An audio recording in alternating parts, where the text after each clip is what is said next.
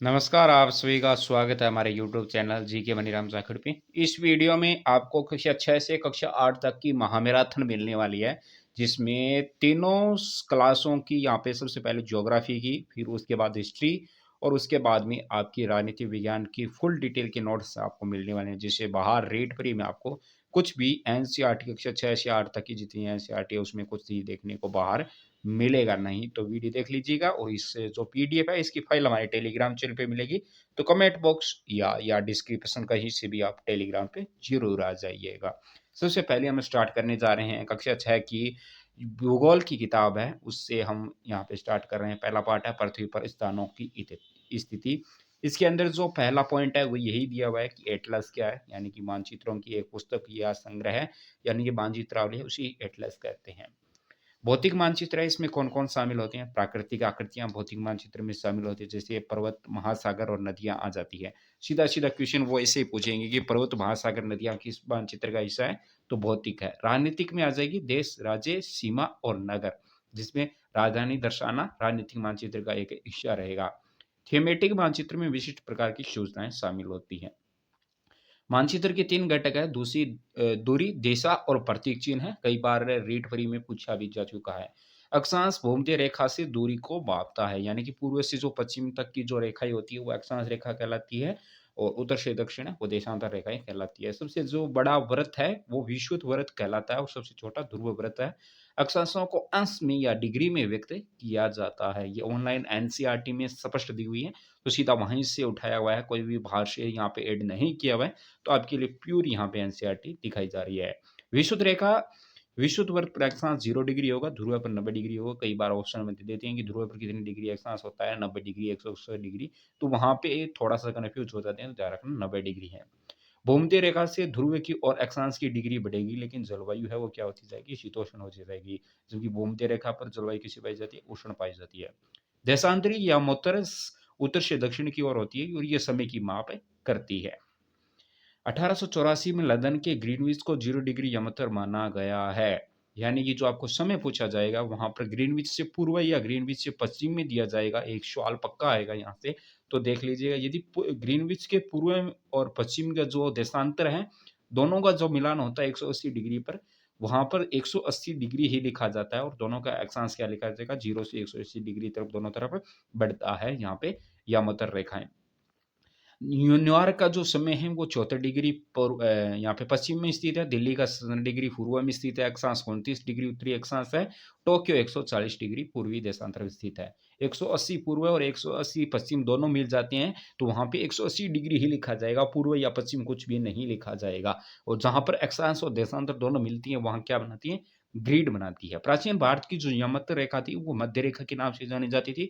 वो उज्जैनी, यानी कि उज्जैन से गुजरती थी, जो खगोल विज्ञान का प्राचीन का काफी बड़ा केंद्र रह चुका है, जो 75.8 डिग्री पूर्व से होकर गुजरती थी। बहुत ही इंपॉर्टेंट लाइन है, आप मस्ट ट्राई कर लेना, इसे किसी भी हालत में आपको नहीं छोड़ना है। ये कई बार आपके जो सेंटर के एग्जाम होते हैं वहां पे पूछी जा चुकी है। 360 डिग्री है यहाँ पे कुल एक्सांश होते हैं, जिसमें 15 गुणा देशांतर है, जिसमें से 15 गुणा 24, यानी कि 1 घंटा में 15 डिग्री, और हर एक 4 मिनट में 1 डिग्री समय बढ़ता है। ग्रीनविच से यदि आप पूर्व की ओर बढ़ेंगे तो आपका समय बढ़ेगा, क्योंकि सूर्य पहले पूर्व में उगता है, तो आप सीधा सीधा याद रख लीजिएगा, पहले बढ़ेगा।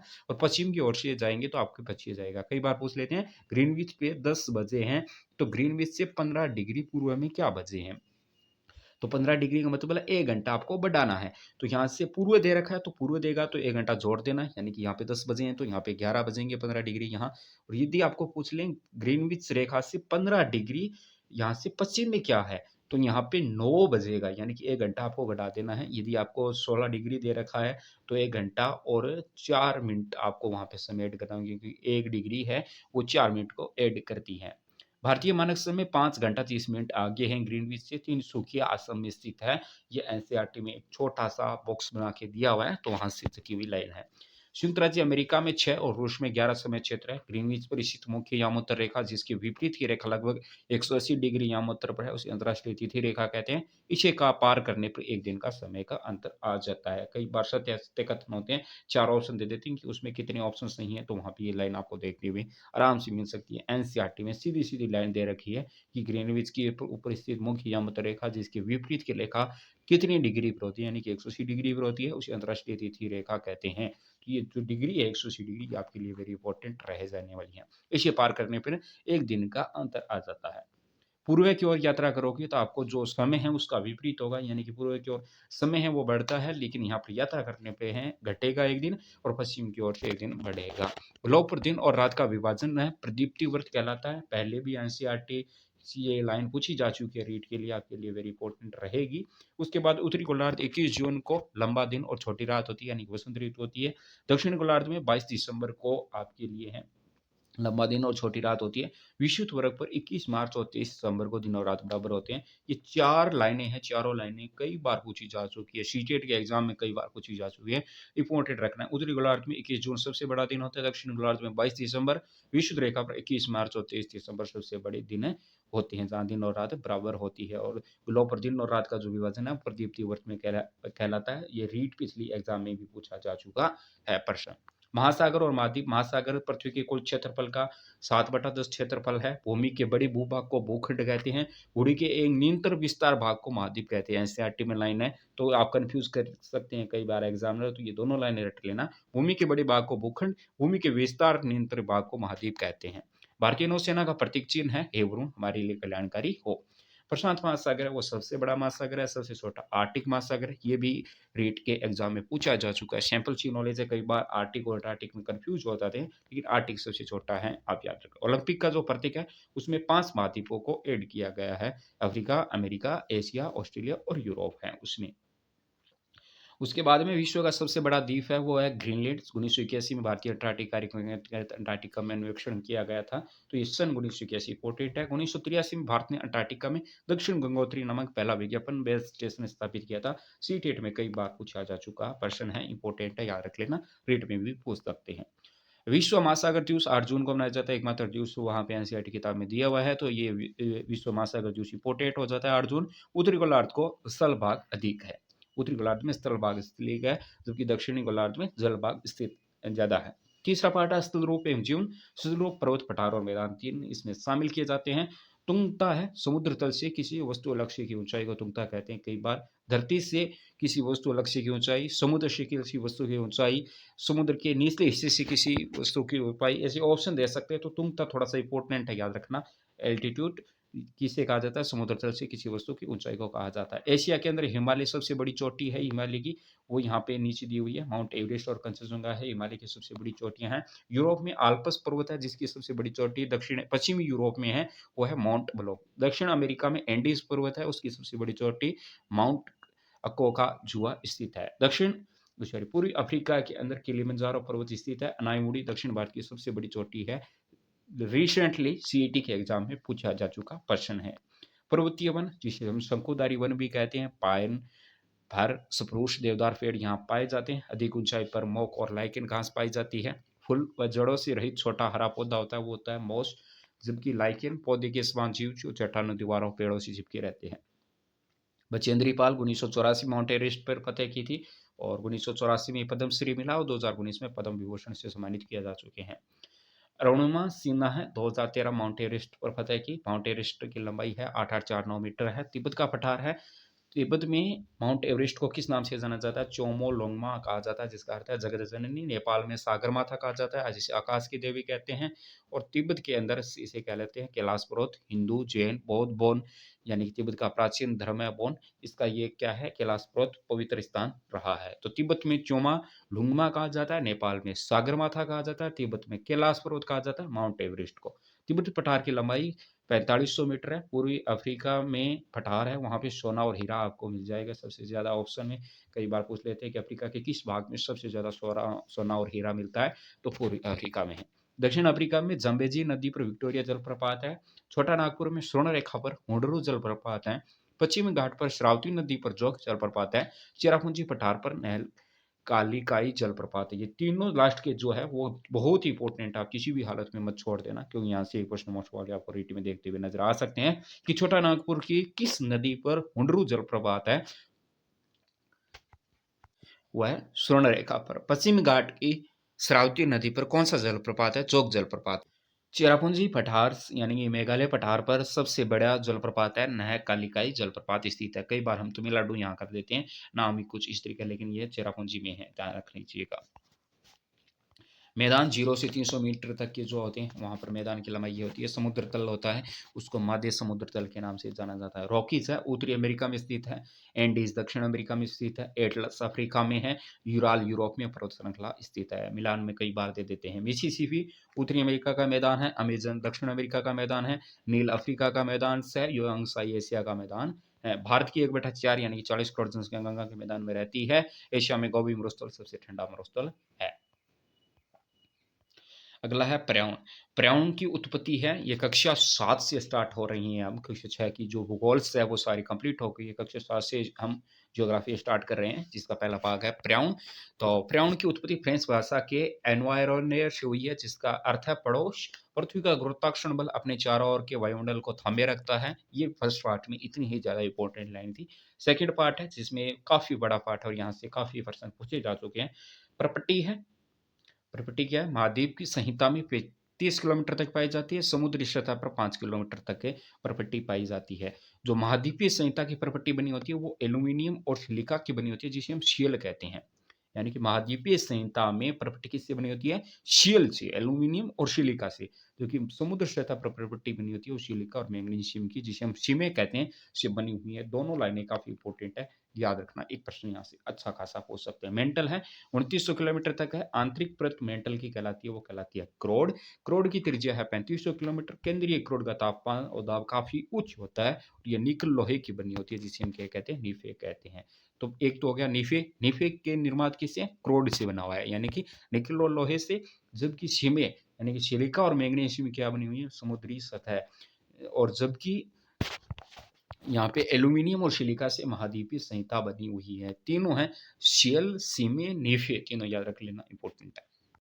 नेक्स्ट आगे हैं वो है सेल के प्रकार। सेल के प्रकार 3 प्रकार के हैं, आग्नेय सेल, अवसादी सेल और कायांतरित सेल। आग्नेय सेल को हम प्राथमिक सेल कहते हैं और जो अवसादी सेल है वो जीवाश्म पाए जाते हैं, वो अवसादी सेल में पाए जाते हैं। और कायांतरित सेल है जिसको हम मेंटामॉर्फिक भी कहते हैं। आग्नेय को हम इग्निशियस भी कहते हैं, अवसादी को सेंडिमेट्री भी कहते हैं, कालांतरित को मोवेटा मॉर्फिक कहते हैं। ये तीनों लाइनें ही आपके एनसीईआरटी किताब में दी हुई है कक्षा 7 की। तो इंपॉर्टेंट है। आग्नेय जिसे हम प्राथमिक सेल कौन सी है, यानी आग्नेय जीवाश्म किस सेल में पाए जाते हैं, अवसादी में। और तीसरे कायांतरित सेल। आग्नेय सेल के 2 प्रकार हैं यहाँ पे, अंतर्वेदी और बहिर्वेदी। कई बार यहाँ से रीड के प्रश्न आ चुके हैं, बहुत सारे प्रश्न आग्नेय सेल और कायांतरित सेल में पूछे गए हैं। तो आग्नेय सेल है द्रवित मैग्मा जब ठंडा होकर ठोस होने से जो निर्मित सेल होती है, वो कौन सी सेल होती है, वो आग्नेय सेल होती है। दक्कन का पठार है वो बेसाल्ट सेल से निर्मित है। एक बार ये प्रश्न आ चुका है कि बेसाल्ट सेल अंतर्वेदी है या बहिर्वेदी है, तो आपको याद होना चाहिए बहिर्वेदी है, क्योंकि बेसाल्ट सेल बाहर आके बनी हुई है, यानी कि दक्कन का पठार। जैसे कि ग्रेनाइट पूछ ले तो ग्रेनाइट एक अंतर्वेदी सेल है, क्योंकि ग्रेनाइट पृथ्वी के अंदर ही बना हुआ है। और ये दोनों ही अंतर्वेदी और बहिर्वेदी अग्नि सेल के ही प्रकार हैं। और ये दोनों प्रश्न कई बार शीटेट के रीट के एग्जाम में भी पूछे जा चुके हैं। ग्रेनाइट और बेसाल्ट दोनों पूछे जा चुके हैं। लेई और जो मशाले तथा दाने का चूर्ण बनाने में किस पत्थर का प्रयोग किया जाता है, तो ग्रेनाइट का प्रयोग किया जाता है, इंपॉर्टेंट है, याद कर लेना। मेंटल है वो यहाँ पे कुल पृथ्वी में 1% पाई जाती है, सॉरी प्रॉपर्टी 1% है, मेंटल है 84% हिस्सा है मेंटल का। और क्रोड 15% है, बाकी पृथ्वी की त्रिज्या है वो 6371 किलोमीटर पाई जाती है। जो अब है यहाँ से आपके लिए वेरी इंपॉर्टेंट अगेन रहने वाले हैं। इग्निशियस की उत्पत्ति इग्नियस से हुई है, जिसका अर्थ होता है अग्नि, यानी कि अग्नि। और शेडिमेंट से हुई, जिसका अर्थ होता है स्तरित। और मेटामॉर्फिक यानी कि क्रांतित सेल का जो अर्थ है वो है रूप परिवर्तन होना। पहली अवसादी सेल सॉरी अग्नि सेल यहाँ पे हो चुकी है। 2 प्रकार है, अंतर्वेदी और बहिर्वेदी। अग्नि के बाद में है अवसादी सेल। जो सेल एक जगह नहीं रहती है, यहाँ से जैसे कि पत्थर है कोई, वो सेल लुढ़क कर, चटका कर, टकरा कर किसी तरीके से नीचे गिर जाती है, टूट जाती है। इस कणों के जो अवसाद बनते हैं उसे ही अवसादी शेल कहते हैं। यानी कि जो पौधे हैं, जानवर है, जीवाणु हैं, इनके जो जीवाश्म पाए जाते हैं वो अवसादी शेल में ही पाए जाते हैं। काफ़ी इम्पोर्टेंट है। पौधे, जानवर, जीवाणु के जीवाश्म किस सेल का हिस्सा है? अवसाद का है। और जब अग्नि और अवसादी दोनों सेलों का मिलन हो जाता है, ताप और उच्च दाब और ताप से जो सेल परिवर्तन होती है वो कायांतरित सेल होती है। उदाहरण, ये तीनों उदाहरण इंपॉर्टेंट है, कई बार पूछे जा चुके हैं। जैसे चीनी मिट्टी का स्लेट में परिवर्तन होना क्या कहलाएगा? कायांतरित सेल है। चूना पत्थर का संगमरमर बन जाना क्या है? कायांतरित सेल है। कई बार ऐसे ऑप्शन पूछते हैं कि यहाँ से कायांतरित सेल नहीं है, स्लेट, संगमर और तीसरा दे देंगे चूना पत्थर, चौथा ऑप्शन देते चारों।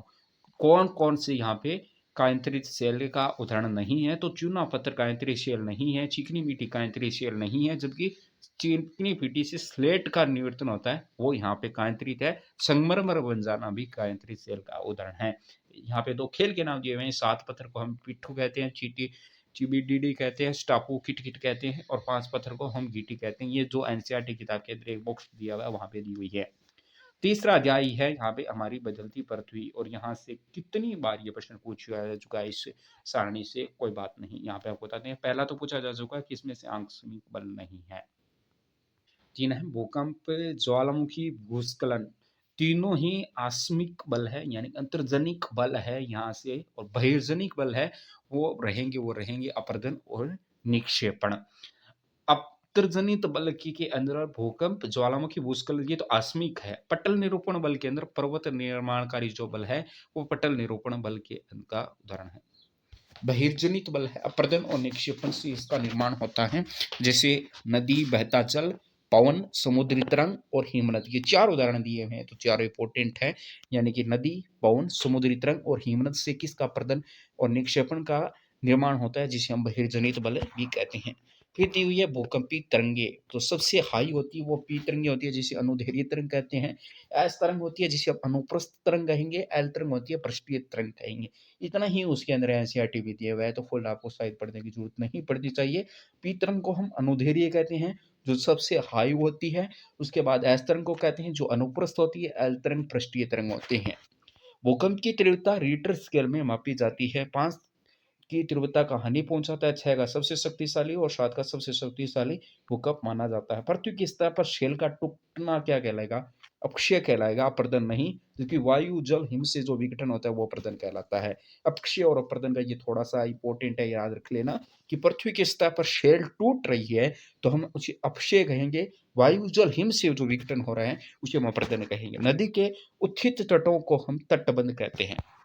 अब ये इंपॉर्टेंट लाइन रहेगी, काफी बड़ा विस्तार से एनसीईआरटी में इसमें दिया हुआ है कि जल जब चट्टान से टकराता है तो किसका निर्माण होता है? समुद्री गुफा का निर्माण होता है। जल जब चट्टान से टकराता है, समुद्री गुफा। जल जब बार बार टकराता है, केवल छत्ती बचती है, तब किसका निर्माण होता है? तटीय मेहराब का निर्माण होता है। जब केवल छत ही नहीं बचती, केवल साइड में जो दीवारें होती है वो बचती है, ऊपर से छत भी उड़ जाती है, तो उसको हम क्या कहते हैं? स्टेक कहते हैं। उसके बाद में जल के लगभग ऊर्ध्वाधर ऊपर उठे ऊंचे शेलीय तटों को क्या कहेंगे?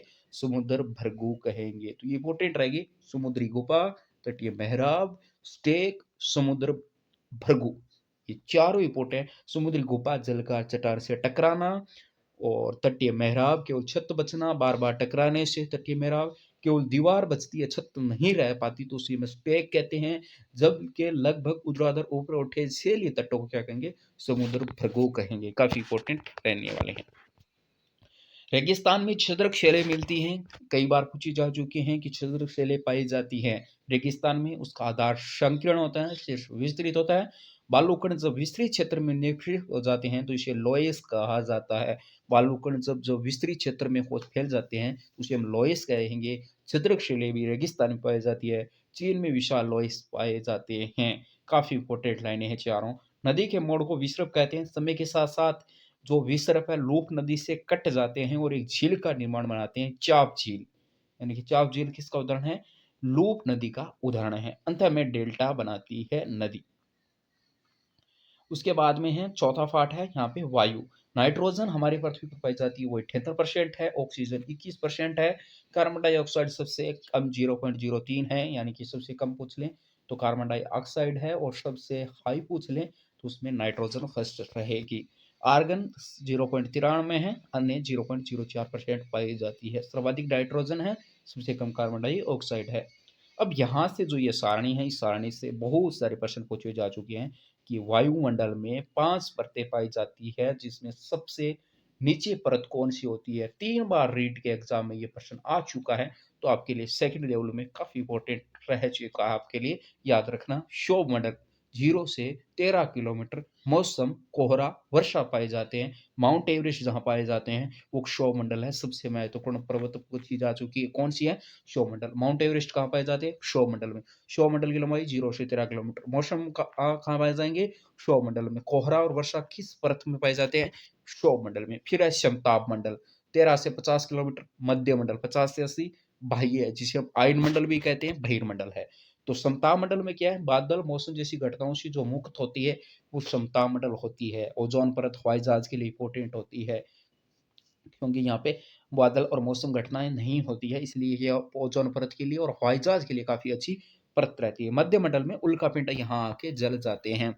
फिर बाह्य मंडल है जिसको हम आयन मंडल भी कहते हैं, रेडियो संचार पाए जाते हैं। ये कई रेट में पूछा जा चुका प्रश्न है कि रेडियो तरंगे पुनः पृथ्वी पर परावर्तित होती है, उसे क्या कहते हैं, उसे बाह्य आयन मंडल कहते हैं। बहिर्मंडल हल्की गैसें, हीलियम, नाइट्रोजन यहाँ पाई जाती है। CO2 पृथ्वी से उष्मा को रोककर ताप बढ़ाती है, जिसे ग्रीन हाउस कहते हैं। भूमंडलीकरण तापमान ग्लोबल वार्मिंग है। सूर्य से आने वाली ऊर्जा को पृथ्वी रोक लेना है, जिसे आतापन कहते हैं। भूमध्य रेखा पर सर्वाधिक पाई जाती है। आतापन सर्वाधिक कहाँ पाया जाएगा, भूमध्य रेखा पर, सबसे कम ध्रुवों पर। तापमान मापने की मापक इकाई डिग्री सेल्सियस है, जिसका आविष्कार किया था एड्रस सेल्सियस ने। जल पर 0 डिग्री जमता है, 100 डिग्री पर उबलता है। पृथ्वी की सतह पर वायु के भार द्वारा लगाया गया दाब वायुदाब कहलाता है। समुद्र सतह पर वायुदाब सर्वाधिक ऊंचाई पर कम होता जाता है, यानी कि पृथ्वी की सतह पर वायु के भार द्वारा लगाया गया दाब वायुमंडल कहलाता है। ये सर्वाधिक कहाँ पाया जाता है, समुद्र सतह पर। ऊंचाई पर कम होता जाता है, अधिक दाब होगा वहां निम्न वायुदाब होगा, बादल युक्त आकाश होगा। और नम मौसम कहाँ पाया जाता है, जहां पर अधिक ताप होगा, निम्न वायुदाब होगा, वहां बादल पाए जाएंगे। और यहाँ से नम मौसम होगा, जहां पे तापमान कम होगा, उच्च वायुदाब होगा, वहां पे स्वच्छ आकाश पाया जाएगा। वायु सदैव उच्च वायुदाब से निम्न वायुदाब क्षेत्र की ओर चलती है। इंपॉर्टेंट लाइन है, रट लेना। स्थायी पौने, व्यापारिक पश्चिमी और पूर्वी पौने हो, यहाँ पर क्या है, व्यापारिक पौने हैं। मौसमी पौने हैं, भारत में मानसूनी पौने हैं, वो जितनी भी मौसमी पौने का हिस्सा है। स्थानीय है, जिसे लू है, स्थल है, समुद्री शमीर है, ये सारे क्या हैं, स्थल स्थानीय पौने हैं। भूमध्य रेखीय निम्न वायुदाब क्षेत्र पाया जाता है। फिर उच्च वायुदाब है, उष्णकटिबंधीय उच्च वायुदाब क्षेत्र है। अधोध्रुवीय निम्न वायुदाब क्षेत्र है, फिर उच्च ध्रुवीय वायुदाब क्षेत्र है। यानी कि इसमें 2 निम्न वायुदाब क्षेत्र है, वो कौन कौन से हैं, एक तो अधोध्रुवीय निम्न वायुदाब क्षेत्र, एक है भूमध्य रेखीय निम्न वायुदाब क्षेत्र पाए जाते हैं। जो बीच के दोनों हैं, ध्रुवीय वाले और उच्च वायुदाब वाले, ये दोनों उच्च पाए जाते हैं। कोनों की दिशा है भूमध्य रेखा की ओर पाई जाती है, वो दिशा याद रखना है, कई बार पूछा जा चुका है, सेकंड ग्रेड में भी पूछा जा चुका है।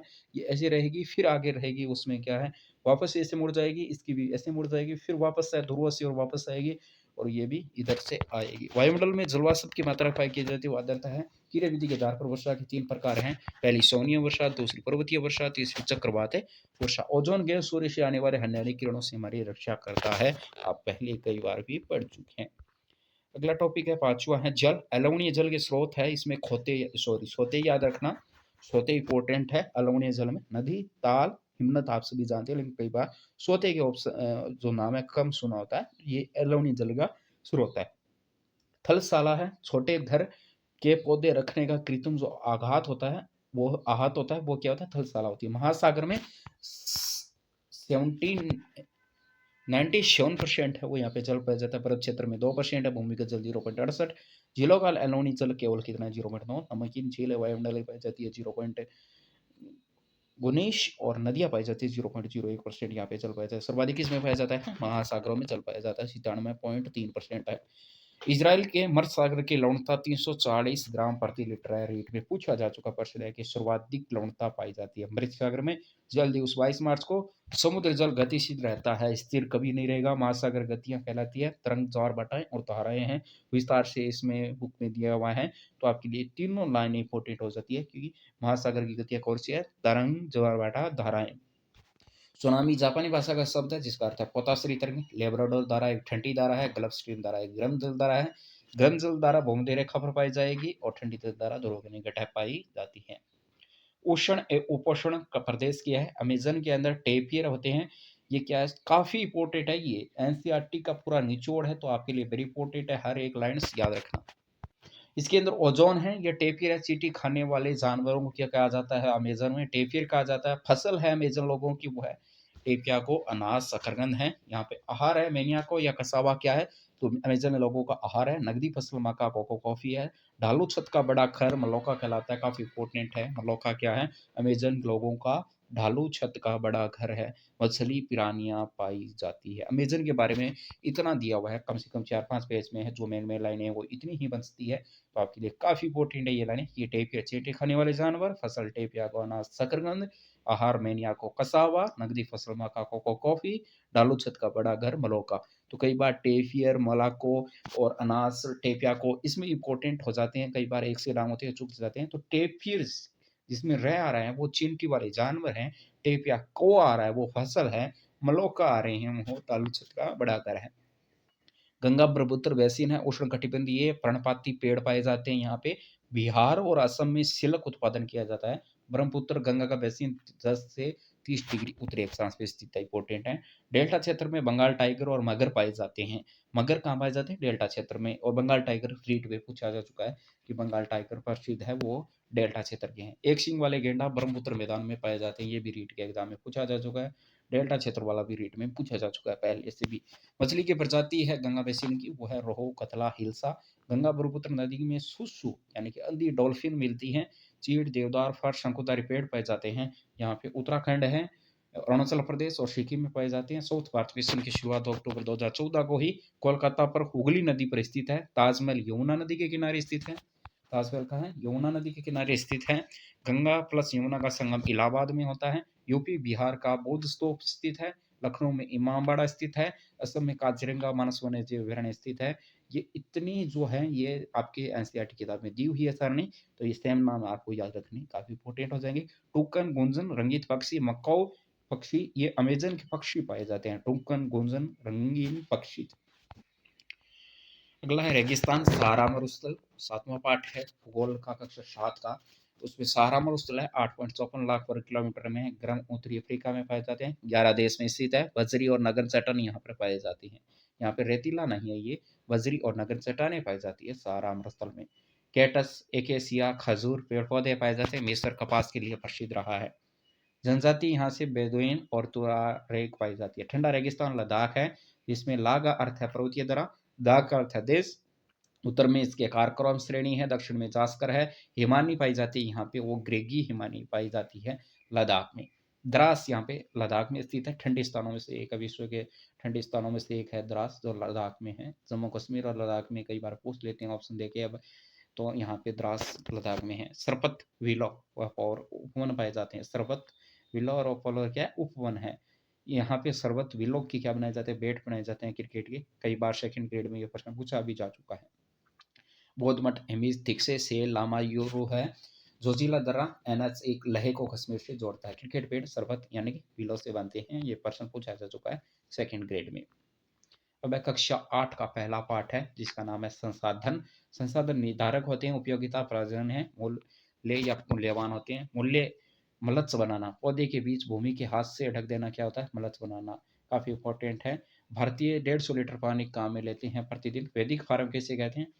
चौड़े समतल तिरवे ढलान पे जो होते हैं वो वैदिक फार्म होते हैं। रक्षक मेखला, तटीय प्रदेश शोषक प्रदेश, पवन गति से गति को रोकना वो रक्षक मेखला होती है। वैदिक फार्म चौड़े समतल और तिरवे ढलान पे पाए जाते हैं। मृदा निर्माण है, जनक मृदा का निर्माण किस कारकों से निर्धारित होता है? तो कई बार पूछे जा चुके हैं। जनक सेल और जलवायु का स्थलाकृति, जैव पदार्थ और समय, यानी कि पहले तो जनक सेल इंपॉर्टेंट रहेगी, फिर स्थलाकृति है, थर्ड जैव पदार्थ है, फिर समय है। इससे मृदा का निर्माण होते हैं। कृषि लैटिन भाषा का शब्द है, जिसका एग्री का अर्थ होता है मृदा, कल्चर का अर्थ होता है कृषि करना। सेरिकल्चर रेशम उत्पादन से संबंधित है। 4 कल्चर के ही इसमें नाम दिए हुए हैं, तो चारों कल्चर आपके लिए इंपॉर्टेंट हो जाते हैं। सेरिकल्चर रेशम उत्पादन से संबंधित है। पिसीकल्चर मत्स्य से है। वेटिकल्चर द्राता कृषि, यही नाम दिया हुआ, तो आप यही रखना है द्राता कृषि, यानी कि अंगूर की खेती के लिए प्रसिद्ध है। विल्टिकल्चर, हॉर्टिकल्चर उद्यान कृषि से संबंधित है। फिर इसमें दिया हुआ है कृषि। निर्वाण कृषि दी हुई है। निर्वाण कृषि यानी कि प्राचीन तरीके से कृषि करना, जिसमें एक होती है गहन कृषि, दूसरी आदिम निर्वाण कृषि। गहन कृषि में क्या है, एक छोटे भूभाग पर बहुत बड़ी उत्पादन लेना गहन कृषि कहलाती है। आदिम कृषि यानी कि पुराने ढंग से कृषि करना, जिसमें स्थानांतरित जलवासी पशुचारण भी इसमें शामिल होते हैं। तो निर्वहन कृषि दो प्रकार की होती है। गहन कृषि यानी कि एक भूमि के छोटे टुकड़े पर बहुत ज्यादा उत्पादन लेना। आदिम कृषि पुराने तरीके से कृषि करना। और वाणिज्य कृषि बड़े पृथ्वी के एक बड़े भूभाग पर कृषि करना, एक फसल ही मुख्य रूप से ज्यादातर उगाना यानी कि उगाना। वाणिज्य कृषि का रोपण कृषि, जिसको रोपा जाता है जैसे चावल, तो रोपण कृषि का हिस्सा है। पटसन है सुनहरा रेशा, उष्णकटिबंधीय क्षेत्र। रिसेंटली सेकंड ग्रेड में पूछा जा चुका है कि पटसन या सुनहरा रेशा किसे कहते हैं, तो वो कहते हैं पटसन को। उद्योग के प्रकार है कच्चा माल, आकार, स्वामित्व के आधार पर। तीन प्रकार होते हैं, कच्चे माल के आधार पर, आकार के आधार पर, स्वामित्व के आधार पर। तो स्वामित्व के आधार पर एक होता है संयुक्त क्षेत्र। तो संयुक्त क्षेत्र का एक उदाहरण दिया हुआ है उसमें, मारुति उद्योग किस क्षेत्र का उदाहरण है, तो संयुक्त क्षेत्र का है। आनंद मिल्क यूनियन और सुधा डेयरी जो उदाहरण दिए वो सहकारी क्षेत्र के हैं। आधुनिक उद्योगों का मेरुदंड इस्पात लोहा उद्योग है। इस्पात उद्योग के केंद्र राज्य हैं पश्चिम बंगाल, झारखंड, छत्तीसगढ़ और उड़ीसा है। भद्रावती, विजयनगर ये दोनों कर्नाटक में है लोहा इस्पात केंद्र। विशाखापट्टनम आंध्र प्रदेश में, सेलम तमिलनाडु में है।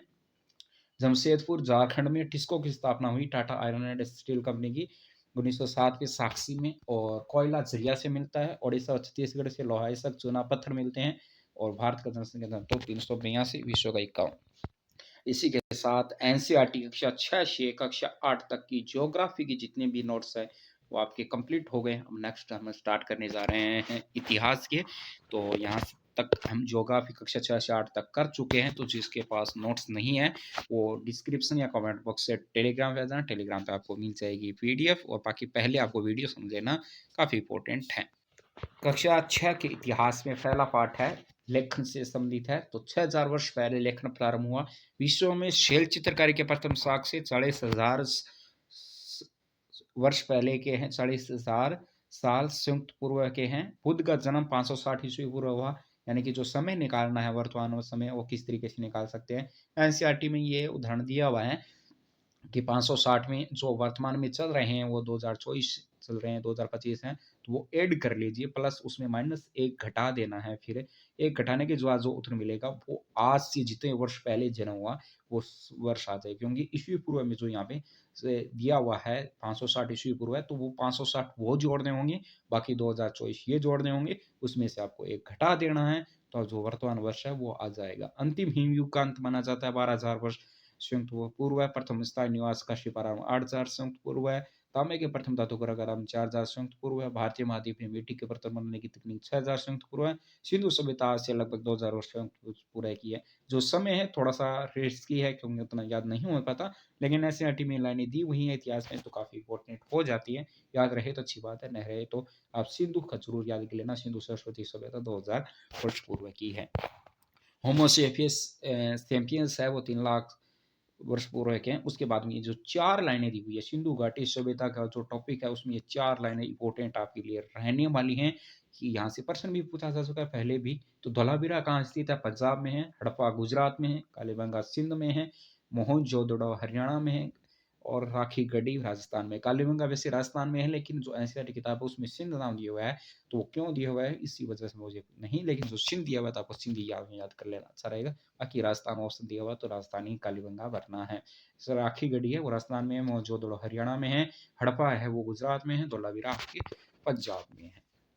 यहाँ एनसीईआरटी की लाइन के अंदर दिया हुआ है, सेम का सेम उतारा हुआ है।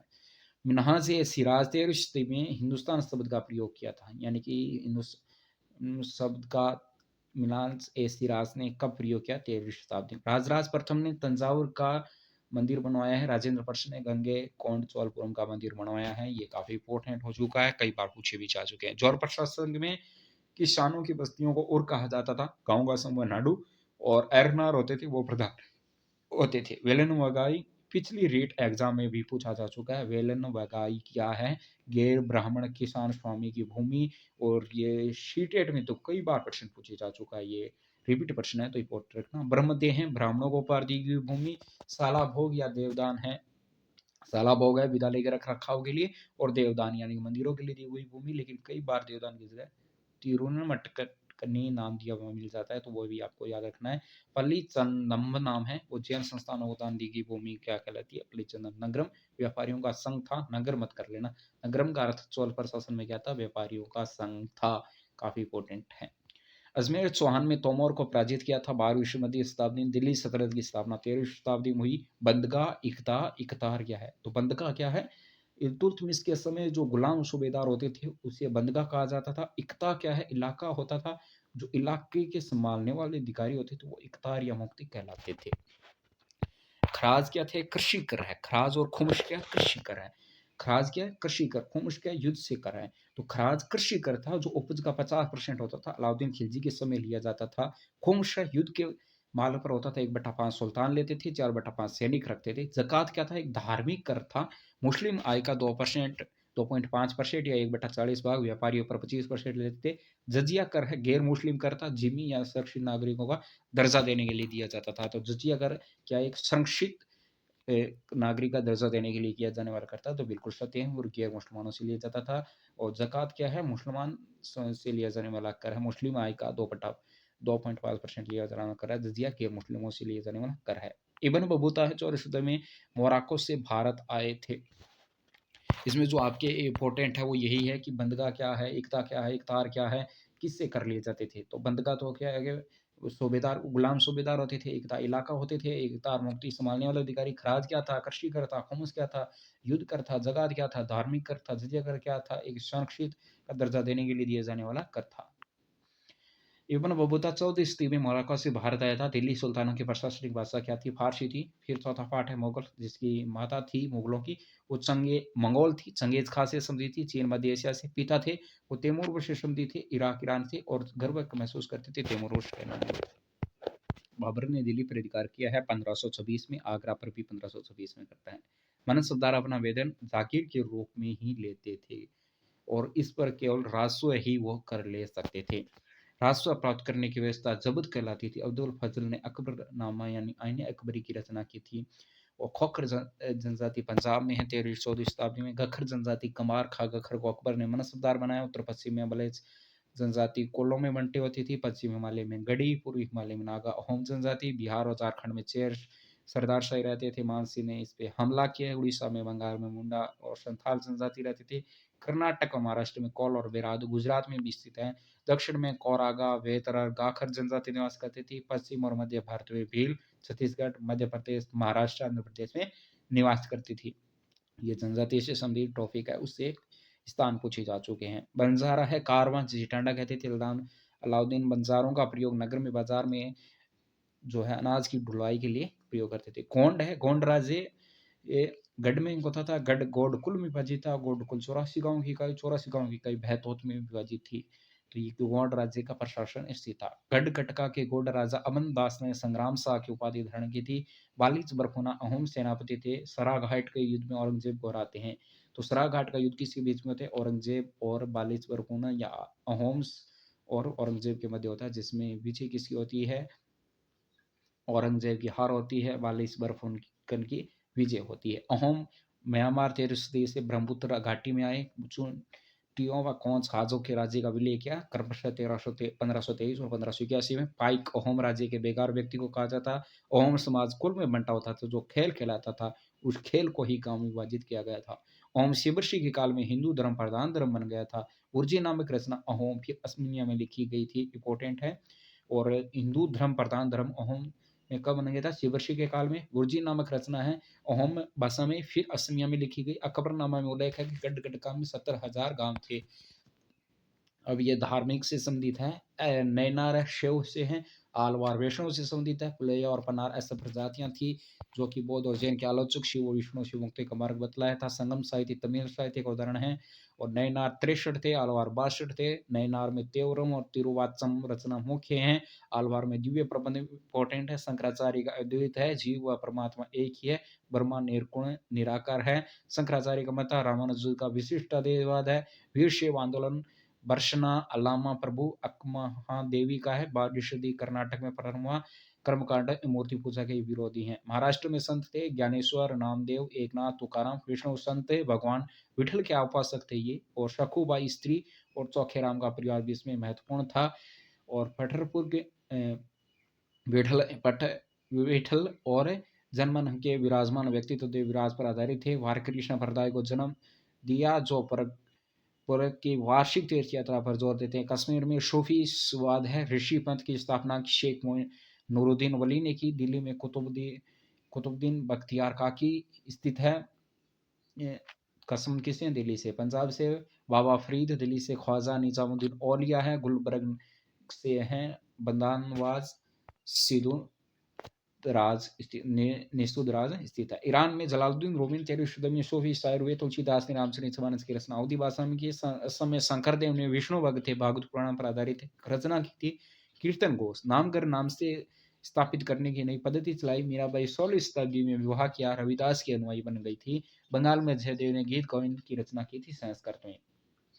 कबीर के उपदेश धार्मिक परंपराओं की अस्वीकृति देते हैं। नानक जी का जन्म तलवंडी करतारपुर में केंद्र स्थापित किया। भक्ति का लंगर साथ भोजन करना, उपासना और धार्मिक कार्य हैं। धर्मशाला और गुरुद्वारे हैं। नानक जी का उत्तराधिकारी गुरु आनंद और लहणा थे। 1700 स्वामी गुरु गोविंद सिंह ने गुरु ग्रंथ साहब को प्रमाणित किया। रासमदासपुर में केंद्रीय गुरुद्वारा हरमंदर साहब ने बनवाया है। जहांगीर में 1606 अर्जुन देव को मृत्युदंड आदेश दे दिया था। 17वीं शताब्दी में सिख समुदाय का राजनीतिकरण शुरू होता है। 1699 में गुरु गोविंद सिंह ने खालसा पंथ की स्थापना करते हैं। काफी इंपॉर्टेंट लाइन है, याद रख लेना। गुरु गोविंद सिंह ने उपदेश के लिए 3 शब्दों का प्रयोग किया, नाम, दान, इस्लाम। नाम का अर्थ है सही उपासना करना, यानी कि नाम जपना। दान का अर्थ है भला करना, कीर्तन करना। इस्लाम आचार विचार की पवित्रता, यानी कि वर्ण समझना। बुद्ध सामाजिक अंतरों पर सवाल उठाए थे बुद्ध ने, और रामानुजन ने आलवार प्रभावित रहे हैं। महोदयपुरम में, प्रायद्वीप में, दक्षिण पश्चिम में, केरल में 9वीं शताब्दी मलयालम भाषा की रचना है। 16वीं शताब्दी नीला तेलुगु की रचना पाणि प्रभाव शैली में व्याकरण और काव्य शास्त्र संबंधित ग्रंथ है, जिसमें हीरा और मूंगा संस्कृत अन्य भाषा का प्रयोग किया गया है। लितिकम का अर्थ है हीरा और मूंगा है। पूरी ओडिशा में जगन्नाथ संप्रदाय है। 12वीं सदी में राजा अनवर्धन ने जगन्नाथ जी का मंदिर बनवाया। अनंग भीम थर्ड ने राज्य अर्पित कर दिया था। समय को जगन्नाथ का प्रतिनिधित्व किया। कथक नृत्य फला फूला राजस्थान और लखनऊ में। अवध के अंतिम नवाजिद अली शाह के समय प्रमुख कला के केंद्र के रूप में, और आजादी के बाद शास्त्रीय नृत्य घोषित कर दिया गया। अतः शास्त्रीय नृत्य जो है वो कौन कौन से उसमें है? भरतनाट्य, अन्य जो शास्त्रीय नृत्य हैं कथक के अलावा, वह भरतनाट्य कर्नाटक का प्रसिद्ध है। कथकली है वो केरल का है। ओडिशा का उड़ीसा है, ओडिशा का है। कुचिपुड़ी आंध्र प्रदेश का है। मणिपुरी मणिपुर का है। तो इंपॉर्टेंट इसमें जो रहने वाला है वो आपके भरतनाट्य तमिलनाडु का है, और कथकली है केरल का, और कुचिपुड़ी है वह आंध्र प्रदेश का है। तो कई बार पूछी जा चुकी है, तो आपके लिए इंपॉर्टेंट होने चाहिए शास्त्रीय नृत्य। प्राचीन लघुचित्र ताम्रपत्र अथवा लकड़ी पर चित्रित किए गए थे। प्राचीन लघुचित्र किस पे थे? ताम्रपत्र या लकड़ी पर चित्रित किए जाते थे। बहुसली शैली हिमालय तलहटी क्षेत्र की है। भानुदत्त ने रसमंजरी की रचना की थी। बहुसली शैली में ही बसोहली शैली में ही भानुदत्त ने रचना की रसमंजरी की, जो चित्रकला के लिए प्रसिद्ध है। कांगड़ शैली है, पहाड़ी शैली है चित्रशैला की। इसमें विशेषता क्या है इसकी? ठंडे नीले व हरे रंगों सहित कोमल रंगों का प्रयोग हुआ है। विषयों का कलात्मक निरूपण यहाँ पे किया गया है। बंगाल में नाथ साहित्य प्रसिद्ध हुआ। मीनामती और गोपीचंद गीत, धर्म ठाकुर की गीत, पूजा गीत यहाँ पे गाए जाते थे। बृहदम पुराण में पश्चिम बंगाल में है, संस्कृत ग्रंथ है। पश्चिम बंगाल में ही संस्कृत महाकाव्य का अनुवाद हुआ था, मंगल काव्यम नाम से। नादिर शाह का आक्रमण 1739 में दिल्ली पे होते हैं। अहमद शाह अब्दाली 1748 से 61 के बीच में 5 बार आक्रमण करते हैं। राजा जय सिंह ने मालवा, आगरा की सूबेदार नियुक्त किया गया था। स्वाई जय सिंह ने दिल्ली, जयपुर, उज्जैन, मथुरा, वाराणसी में वेधशालाएं खोली थी। स्वाई जय सिंह ने 5 वेधशालाएं कहाँ खोली? दिल्ली, उज्जैन, जयपुर, मथुरा, वाराणसी, जिसमें जयपुर के वेधशाला सबसे बड़ी है। जत्थों और मिसलों किसे कहा जाता? खालसा दल खालसा थे, उसे जथा और मिसलों कहा जाता था, यानी मिसल कहा जाता। सामूहिक निर्णय गुरु मथा के आधार पर लिए जाते। राखी व्यवस्था है। सीख में कृषि उपज का 20% कर बदले में संरक्षण प्रदान किया जाता था। रणजीत सिंह ने 1799 में लाहौल को राजधानी बनाया था। शिवाजी का जन्म कहाँ हुआ है? 1630 में। शाहजी और जीजाबाई माता पिता का नाम है। 25% चौथ कर लिया जाता था। 9 से 10% स्वदेशमुखी कर प्रणाली थी शिवाजी के समय। पुणे मराठा राज्य की राजधानी रही है। इसी के साथ जो है कक्षा 6, 7, 8 की जो आपकी एनसीईआरटी है 6 से 8 तक की, इतिहास वो भी कंप्लीट हो गई, यानी कि ज्योग्राफी और इतिहास आपकी कंप्लीट हो गई है। थर्ड रहेगी वो आपकी रहेगी आपके यहाँ से राजनीति विज्ञान, जो हम आगे नेक्स्ट स्टार्ट करने जा रहे हैं। तो ये जो एनसीईआरटी का निचोड़ है काफ़ी इंपॉर्टेंट है, आप एक लाइन भी स्किप नहीं कर सकते। सारी एनसीईआरटी से और रेट में लगभग जो कक्षा 6 से 8 तक के जितने एनसीईआरटी के टॉपिक दिए हुए हैं आपके रेट में, वहीं से पूछते हैं। उधर जो एग्जाम है जैसे कि सेकंड ग्रेड एसएसटी है, थर्ड ग्रेड एसएसटी है, जितनी भी एसएसटी के एग्जाम होते हैं और जो अदर एग्जाम होती है जिसमें जीके ऐड होता है एसएसटी का, उसमें सभी में इंपॉर्टेंट है क्योंकि एनसीईआरटी की लाइनें हैं तो सेम की सेम लाइनें भी पूछी जाती है। अब राजनीति विज्ञान स्टार्ट कर रहे हैं। भारत के गवर्नर जनरल कौन थे पहले? वॉरेन हेस्टिंग्स थे। आखिरी वाइसराय थे माउंटबेटन। इसका जो क्रम है वो थोड़ा सा याद करना चाहें, याद रहें तो कर लेना। हेस्टिंगसन, वेलेस्ली, बेटिंग, डेलोजी, कैनिंग, लॉरेस, लेटन, रिपिन, हार्डिंग, इरविन, ये क्रम है जो एनसीईआरटी के अंदर दिया हुआ है तो पूछ सकते हैं। 1817 में स्कॉटलैंड के अर्थशास्त्री दार्शनिक हुए थे जेम्स मिल। उसने एक पुस्तक लिखी the history of British India, उसमें भारत के इतिहास को 3 भागों में बांटा। क्या है?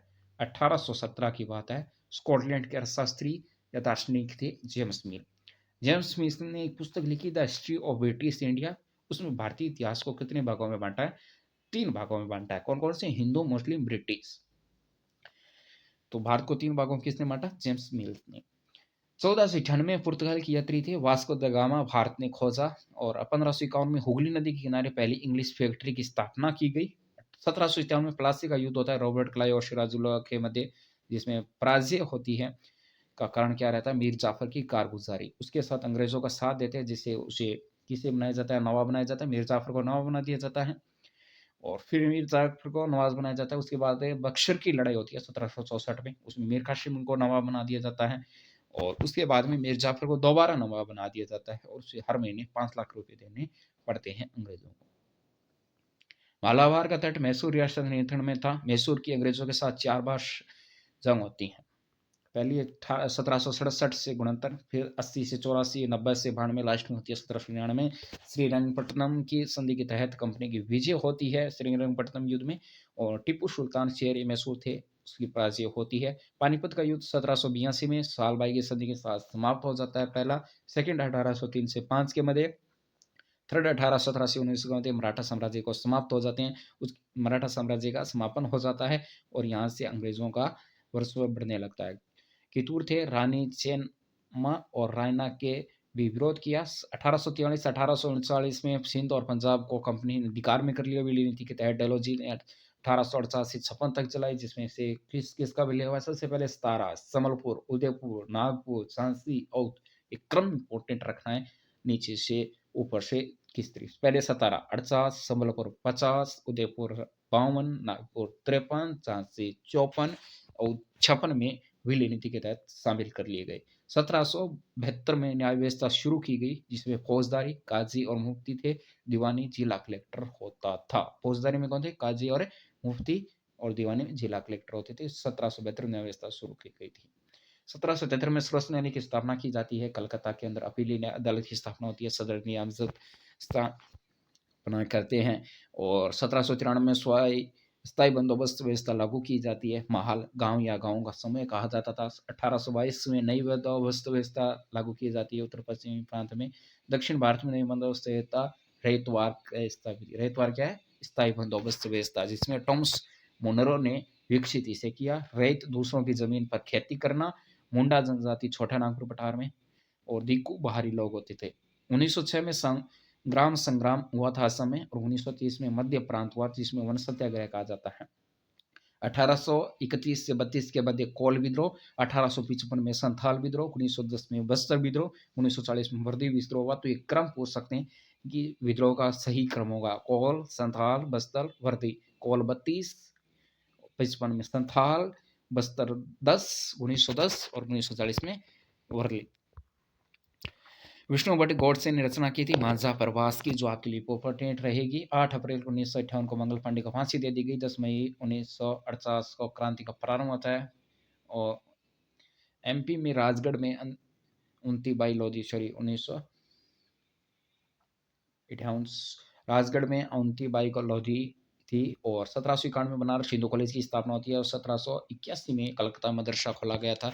शांति निकेतन की स्थापना 1901 में रविंद्रनाथ टैगोर करते हैं। ईश्वर चंद्र विद्यासागर विधवा विवाह पर जोर देते हैं। 1875 में आर्य समाज की स्थापना दयानंद सरस्वती करते हैं, इंपॉर्टेंट रहेगी आपके लिए।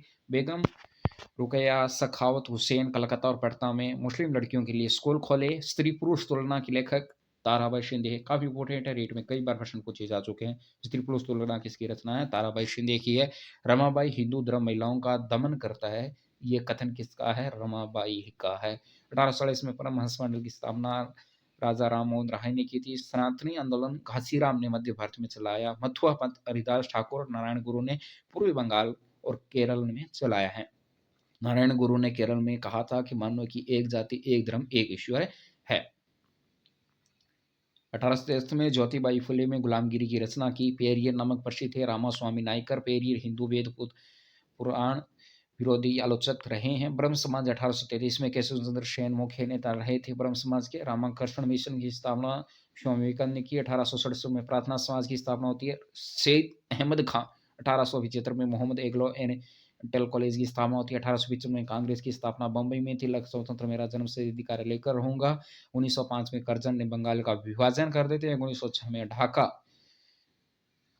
ऑल इंडियन मुस्लिम लीग का गठन होता है। 1916 में कांग्रेस मुस्लिम लीग लखनऊ समझौता होता है। रोलेक्ट एक्ट 1919 में होता है। गांधी जी ने शैतान की करतूत कहा था। 9 अप्रैल 1919 को अहिंसा विरोधी दिवस मनाया जाता है। अपमान याजना दिवस भी कहते हैं। हड़ताल शब्द का प्रयोग किया गया। टैगोर ने नाइटहुड की उपाधि किसके तहत लौटा दी थी? रोलेक्ट एक्ट 1919 के तहत लौटा दी थी। जलियांवाला बाग हत्याकांड 13 अप्रैल 1919 को होता है। 1922 में चौरा चौरी कांड होते हैं। 1930 में सविनय अवज्ञा आंदोलन होते हैं। 26 जनवरी 1930 को पूर्ण स्वराज्य मनाया जाता है। दांडी मार्च 1930 में होता है। साइमन कमीशन 1927 में भारत आता है। स्वतंत्र भारत का प्रथम भारतीय गवर्नर जनरल सी गोपालाचार्य। इसमें जो है गांधी जी जो ये क्रम पूछ सकते हैं गांधी जी के कि सबसे पहले क्या हुआ है कि रोलेक्ट सत्याग्रह 1919 में हुआ है। 1919 में फिर जलियांवाला हत्याकांड सेकंड पे आएगा, फिर चौरा चौरी कांड थर्ड पे आएगा, फिर सविनय अवज्ञा आंदोलन फोर्थ में, फिर उसके अंदर दांडी मार्च है, फिर साइमन कमीशन है। तो ये क्रम पूछा जा चुका कि कई बार और पूछा भी जा चुका है और पूछ भी सकते हैं। फिर है यहाँ से अगला एपीजे अब्दुल कलाम 1931 में तमिलनाडु में रामेश्वरम में जन्म होता है। 2002 से 7 तक भारत के 11वें राष्ट्रपति रहते हैं। 10 लाख की जनसंख्या 10 लाख से जनसंख्या जो अधिक होती है उसे क्या कहेंगे हम? महानगर या नगर निगम कहते हैं। 1 लाख से 10 लाख तक की जो जनसंख्या होती है उसे नगर पालिका कहते हैं, म्यूनिसिपल काउंसिल कहते हैं। 1 लाख से कम होगी नगर पंचायत या नगर कहलाते हैं। तो ये प्रश्न पूछा जो है 10 लाख से अधिक जनसंख्या को कहा जाता है महानगर या नगर निगम कहा जाता है। 29 सितंबर 1688 को मद्रास कॉर्पोरेशन की स्थापना होती है। भारत की सबसे प्राचीन नगर निगम कौन सी है? तो मद्रास है, वो है 29 सितंबर 1688 को इसकी क्या होती है? स्थापना होती है। रोजा पाक्रस नागरिक अधिकार आंदोलन चलाया था, सिविल राइट मूवमेंट रोजा पाक्रस ने चलाया है। अनुच्छेद 15 धर्म मूलपस्थ जाति लिंग जन्म स्थान का विभेद करता है। विधानसभा विधेयक LLA member of legislative assembly कहा जाता है। हिमाचल प्रदेश विधायक निर्वाचित क्षेत्र 68 है, जो उदाहरण दिया हुआ है इसके NCERT के लिए, तो इस संख्या 68 याद रखना। सामोआ द्वीप पर प्रशांत महासागर दक्षिण में स्थित है। राम सुंदरी देवी बांग्ला में आत्मकथा लिखती है अमर जीवन। तो क्या है कि अमर जीवन किसकी आत्मकथा है? ये पूछा जा चुका है रेट में। तो राम सुंदरी देवी की आत्मकथा है अमर जीवन। किस भारतीय महिला द्वारा लिखित पहली आत्मकथा क्या थी? अमर जीवन किसी भारतीय महिला द्वारा लिखित पहली आत्मकथा थी जिसे राम सुंदरी देवी ने लिखा था। रुकैया सखावत हुसैन ने सुल्तान का शोपन कहानी लिखी थी। रुकैया सखावत हुसैन ने सुल्तान का शोपन। सरकार जब किसी समाचार फिल्म आदि में किसी अंश पर प्रतिबंध लगा देती है तो उसे सेंसरशिप कहते हैं। दादन व्यवस्था क्या है? कच्चा माल देकर पक्का माल लेना। कपड़ा क्षेत्र में अधिक प्रचलित था ये दादन व्यवस्था, यानी कि कहाँ से कच्चा माल देकर पक्का माल लेना, क्या व्यवस्था कहलाती है? दादन व्यवस्था। जिनपिंग मिल रुई से घोल के बीज अलग करना क्या है? जिनपिंग मिल है, रुई से घोले के बीज अलग करना।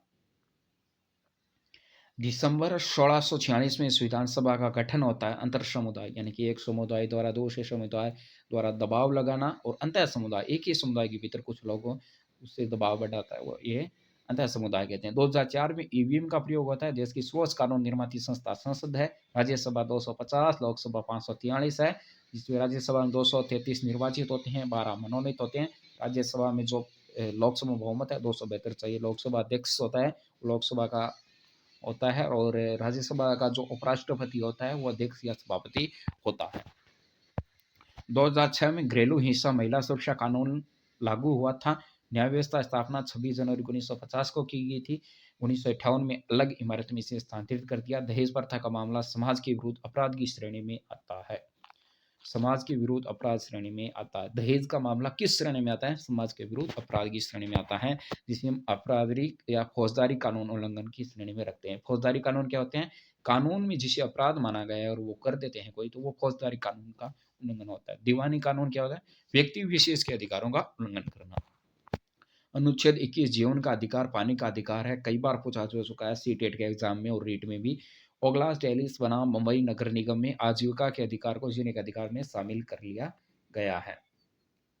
अनुच्छेद 17 असमप्रसता का अंत करता है। अनुच्छेद 15 धर्म मूलवश जाति लिंग जन्म स्थान के आधार पर विभेद है। तो ये लाइन क्रम से याद रखना, धर्म मूलवश जाति लिंग जन्म स्थान पर विभेद करता है। अनुच्छेद 15 अनुसूचित जाति जनजाति अधिनियम 1989 में है। आग्रही जो व्यक्ति सुमा पुरजोर तरीके से अपनी बात रखते हैं आग्रही कहते हैं। भोपाल गैस त्रासदी कब हुई? 2 दिसंबर 1984 में। कंपनी यूनियन कार्बन डाइऑक्साइड थी, अमेरिका की थी। गैस थी मिथाइल या मिथाइल आइसोसाइनिक।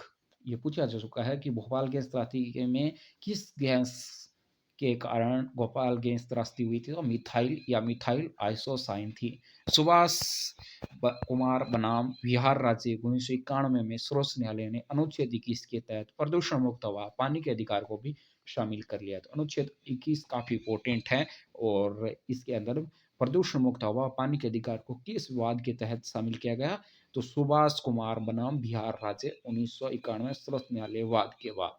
केंद्रीय बजट में कर राशि में जो इम्पोर्टेंट है, उधारों देनदारियों का जो हिस्सा है वो 28% है, आयकर 19% हिस्सा है, जो अभी जो है दिया हुआ है एनसीईआरटी किताब में, तो इम्पोर्टेंट रह जाए। तो जो पिछला बजट है उसका विवरण दिया हुआ है। ये 101 राष्ट्रीय पार्क है और 543 वन्य जीव अभयारण्य, ये प्राचीन डाटा है जो उस किताब में दिया हुआ। अपडेट भी हो सकता है, इसका थोड़ा सा देख लीजिएगा। सूर्य, चंद्रमा और वे वस्तुएं जो रात में चमकती है खगोलीय पिंड कहलाती है। ये जो कुछ लाइनें हैं ये जो पिछली जो एनसीईआरटी थी इससे पिछले साल उसके अंदर थी, इस ईयर ये हटा दी है, लेकिन पूछ सकते हैं ये क्योंकि आपके सिलेबस में थी। सूर्य, चंद्रमा और वे वस्तुएं जो रात में चमकती है खगोलीय पिंड कहलाती हैं। खगोलीय पिंड बड़े आकार, गर्म और उसमें प्रकाश हो तो वो तारे। सूर्य भी एक क्या है? तारा है। तारों की विभिन्न आकृतियां कहलाती है नक्षत्र मंडल कहलाती है। उषा मेजर बिग बियर क्या है? नक्षत्र मंडल है।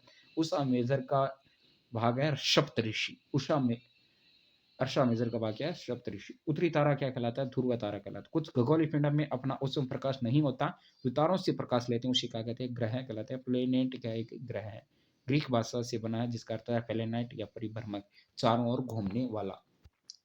पृथ्वी एक ग्रह है, चंद्रमा एक उपग्रह है, प्लूटो या बोनी ग्रह है, UB-33 और सिरस क्या भी है? एक बोनी ग्रह है। बुध, शुक्र, पृथ्वी, मंगल बड़े हैं। बृहस्पति, शनि, यूरेनियम, नेपोचियम छोटे हैं। क्रम याद रखना, बुध, शुक्र, पृथ्वी, मंगल, बृहस्पति, शनि, यूरेनियम, नेपोचियम। चंद्रमा का व्यास पृथ्वी के व्यास का 1/4। चंद्रमा पृथ्वी का एक चक्कर 27 दिन में कंप्लीट करती है। अगला है क्षुद्र ग्रह, मंगल व बृहस्पति के बीच में है। उल्कापिंड पृथ्वी के चारों ओर चक्कर लगाने वाले छोटे छोटे पत्थर क्या कहलाते हैं? उल्कापिंड कहलाते हैं। इसी के साथ आपको कक्षा 6 से 8 तक की जो एनसीईआरटी है वो कंप्लीट होती है, जिसमें आपको ज्योग्राफी, हिस्ट्री और राजनीति तीनों के जो नोट्स आपको प्रोवाइड करा दिए हैं। तो इसकी हर एक लाइन रट लेना, 2 से 3 बार वीडियो देख लेना। क्वालिटी के लिए आप इस जो आप ऊपर जाके चेंज भी कर सकते हैं। यदि आपकी लो क्वालिटी दिख रही है तो आप हाई क्वालिटी में भी देख सकते हैं। दूसरा, इसकी जो पीडीएफ है जो एग्जाम से आपको 5 से 10 दिन पहले आपको टेलीग्राम चैनल पे मिल जाएगी, तो वहाँ से देख लीजिएगा। उससे पहले आप जितनी बार हो सके वीडियो बार बार देखते रहिए, आपको अच्छा खासा यहाँ से रिवीजन हो जाएगा। वीडियो अच्छी लगी वीडियो लाइक, चैनल को सब्सक्राइब जरूर कर दीजिएगा।